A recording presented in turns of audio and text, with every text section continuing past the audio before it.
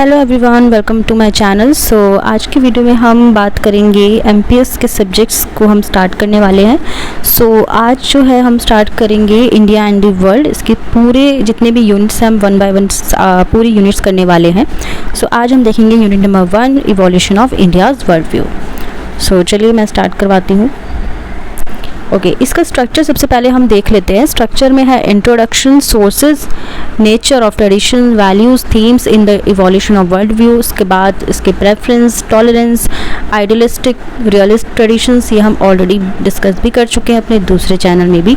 Absence of imperialist tradition and ideals of freedom struggle, British rule, then ICI, INC। Okay, देखिए India और world view की जब बात होती है सबसे पहले हमें ये देखना है कि इंडिया का ट्रेडिशन, कल्चर, वैल्यूज़, फिलॉसफिकल सभी बहुत डाइवर्स है। इंडिया हमेशा अपने आइडियल्स पे चलता आया है, फ्रीडम से पहले या फ्रीडम से बाद। फ्रीडम से पहले भी इंडिया ने बहुत स्ट्रगल किया, फ्रीडम के बाद इकोनॉमी में बहुत स्ट्रगल किया। तो काफ़ी सारी चीज़ें हैं जो इंडिया को यूनिक बनाती हैं, ख़ास बनाती हैं। ओके, जब हमारे first prime minister Jawaharlal Nehru जब प्राइम मिनिस्टर बने थे तब उनकी जो पॉलिसी थी वो काफ़ी अलग थी इंडिया और वर्ल्ड व्यू में।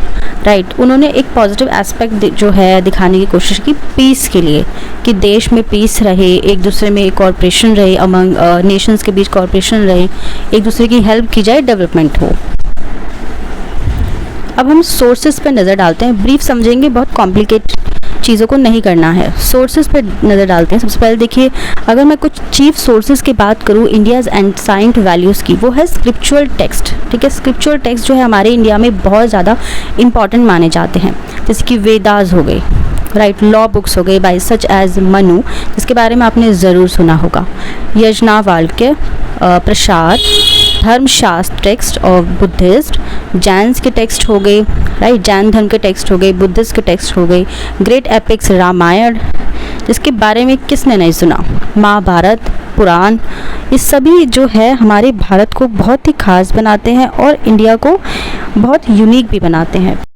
नाउ नेक्स्ट है preference for the middle way. Middle way का प्रेफरेंस क्या है? देखिए, Indian preference for the middle way, middle path is reflected in their attempt to synthesis the goals of dharma, यानी कि धर्म के गोल्स में जितने भी हमारे प्रेफरेंस है मिडल वे के रहे हैं। Like duties, whether social duties हो, मॉरल हो, स्पिरिचुअल हो या रिचुअल हो, राइट। इसके बाद हम देखेंगे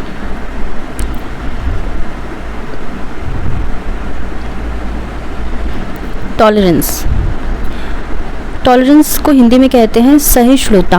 देखिए, enlightenment is achieve through debate. जैसे इनलाइटनमेंट के बारे में तो आपने सुना होगा, ज्ञानोदय, right. Ancient Indian tradition believes in the paramountcy of reason, right, यानी कि विवेक की सहिष्णुता पर जो है विश्वास रखती है। ठीक है, यहाँ पर मेन बात हो रही है इनलाइटनमेंट की, यानी ज्ञानोदय की। So tolerance is not just an ideal mention in the scriptures. ये क्या है? ये एक सोशल रियलिटी है। ये सिर्फ स्क्रिप्चर्स में लिखा गया नहीं, ये नहीं कि ये मेंशन हुआ गया, ये एक सोशल रियलिटी है जिसे मानना ही पड़ेगा।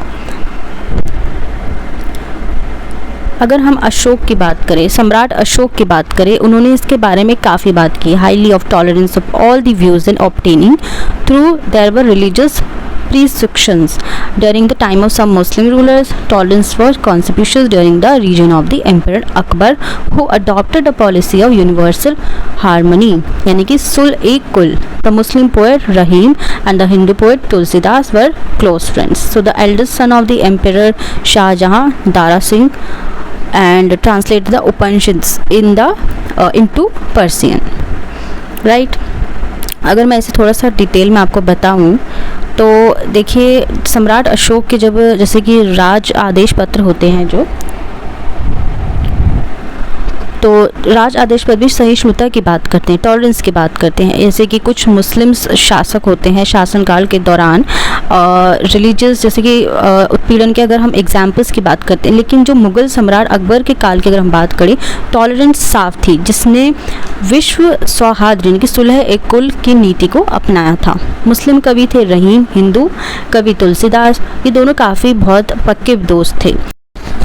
ओके, सो इसके बाद आता है रियलिस्ट और आइडियलिस्ट ट्रेडिशन के बारे में। ये हम पहले भी डिस्कस कर चुके हैं, बट इसे थोड़ा सा और डिटेल में अगर मैं बात करूँ, अगर मैं इसे ब्रीफ में आपको बता दूँ, रियलिस्ट यानी कि ऐसा अप्रोच होता है जो पावर के बारे में ज़्यादा सोचते हैं, जो सिर्फ अपने बारे में ज़्यादा सोचते हैं, सत्ता के पीछे ज़्यादा भागते हैं और दूसरों के बारे में नहीं सोचते। आइडियलिस्ट ऐसे ट्रेडिशन होता है जिसपे आदर्श वैल्यूज़ यानी कि आइडियलिस्टिक वैल्यूज़ होते हैं, राइट, और जिसमें समाज के बारे में सोचा जा सकता है। लेकिन रियलिस्ट में सिर्फ पावर, सत्ता की बात करती है। अगर हम इसे एग्जाम्पल के थ्रू समझने की कोशिश करें, जैसे कि रशिया की मैं अगर बात करूँ, ये एक रियलिस्ट अप्रोच अपनाते हैं, क्योंकि रशिया और यूक्रेन की वॉर की अगर मैं बात करूँ यहाँ पे, तो ये भी एक ऐसा व्यू चल रहा है कि बहुत ही ज़्यादा रियलिस्ट व्यू चल रहा है पुतिन के थ्रू, राइट। वो सिर्फ और सिर्फ पावर के पीछे जा रहे हैं, फिर चाहे उनकी सेना को कितना नुकसान हो रहा हो, उनका पैसा कितना वेस्ट हो रहा हो, कितने लोग मर रहे हो, घर बर्बाद हो रहे हो, लेकिन उन्हें इन सब से किसी भी चीज़ से उन्हें मतलब नहीं है, उन्हें सिर्फ और सिर्फ सत्ता से मतलब है। तो ये एक ऐसी पॉलिसी होती है जो कि एक अग्रेसिव पॉलिसी अपनाते हैं,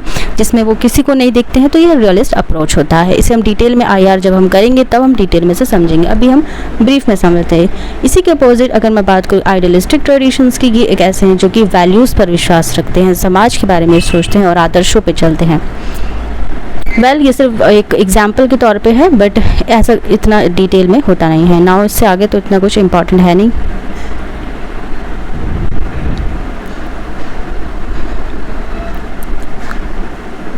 ओके, इंटरनेशनल लॉ का अप्रोच यही है कि अगर देखिए कि कोई भी इशू होता है, इसमें इंटरनेशनल लॉ जो है चलते हैं, ठीक है।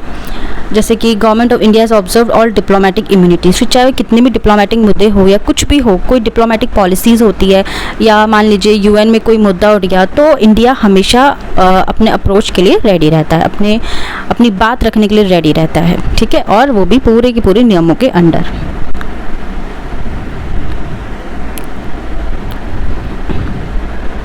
ओके, इसके अलावा इसमें कुछ खास नहीं है। ये एक बहुत ही नॉर्मल सी यूनिट थी जिसको समझना ज़रूरी था एज अ ब्रीफ के लिए, अगर क्योंकि हम यूनिट को स्टार्ट कर रहे हैं। इसके बाद हम बात करेंगे यूनिट नंबर 2 की, जो हम नेक्स्ट अपने लेक्चर में स्टार्ट करेंगे। सो आज की वीडियो को हम यहीं पे करते हैं एंड मिलते हैं अपने नेक्स्ट वीडियो में। Till then bye bye, take care.